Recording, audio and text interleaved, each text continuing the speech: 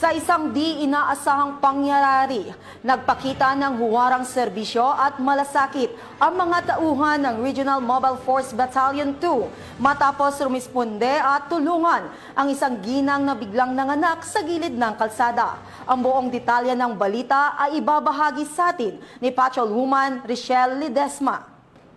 Muling nakita ng deviating may malasakit ang mga tauhan ng San Luis Forward Operating Base 2 2nd Maneuver Company, Regional Mobile Force Battalion 2 matapos ang isang ginang na nanganak sa gitna ng checkpoint sa Barangay San Luis, Tuaw, Cagayan noong ika-28 ng Oktubre taong kasalukuyan. Habang nagsasagawa ng checkpoint operation, ang mga kapulisan ng nabanggit na unit, isang kulong-kulong tricycle ang huminto sa checkpoint. Nalulan si Ginang Natalie Z. Cabunag, 21 anyos, residente ng nasabing barangay, kasama ang kanyang asawa na si Ginoong Daniel R. Bumatay, 26 na anyos. Habang nakikipag-usap ang mga kapulisan sa mag-asawa ay bigla na lamang ininda ni Ginang Cabunag ang matinding pananakit at nagsimulang manganak. Walang atubili na tumugon si Police Master Sergeant Benjo Tumbali, Assistant Team Leader. At maingat na tinulungan ang ginang sa kanyang panganganak, ligtas na nailuwal ng ginang isang malusog na sanggol bandang alas 3:38 ng madaling araw.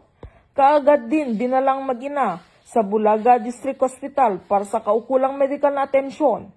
Ayon sa ulat, nasa ligtas at maayos na kalagayan ang mag-ina. Pinuri naman ni Police Brigadier General Antonio P. Marlag Jr., Acting Regional Director ng Police Regional Office 2, ang kabayanihan at mabilis na aksyon ng mga tauhan ng Regional Mobile Force Battalion 2. Anya, ipinakitang malasakit at kabayanihan ng mga kapulisan ang kanilang taos-pusong serbisyo sa mamamayan. Tunay na may pagmalaki natin ang ganitong uri ng serbisyong may puso, isang halimbawa ng ating advokasya tungo sa isang ligtas at bagong Pilipinas, dagdag ni Police Brigadier General Marlag.